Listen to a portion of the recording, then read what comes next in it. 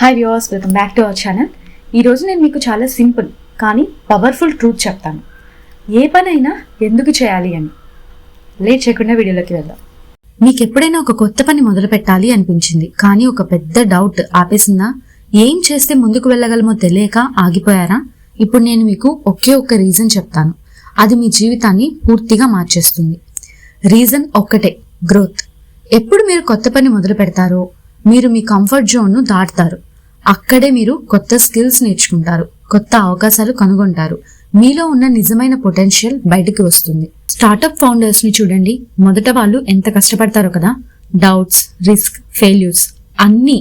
కానీ ఆ ప్రయాణం వాళ్ళకు ఇచ్చే గ్రోత్ వాళ్ళ జీవితాన్నే మార్చేస్తుంది. అదే ప్రిన్సిపల్ మీరు ఏ పని మొదలు పెట్టినా వర్తిస్తుంది.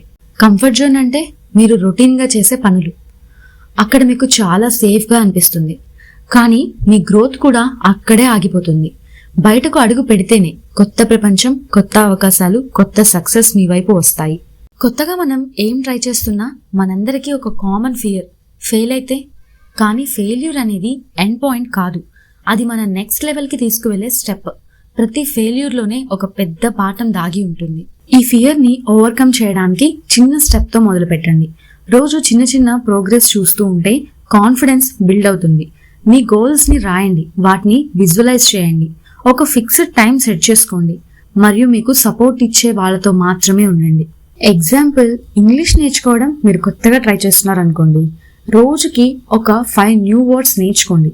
ఇది చాలా చిన్న స్టెప్ అయినా ఇది కన్సిస్టెంట్ గా చేస్తే మీరు భయాన్ని దాటి మాట్లాడడం మొదలు పెడతారు.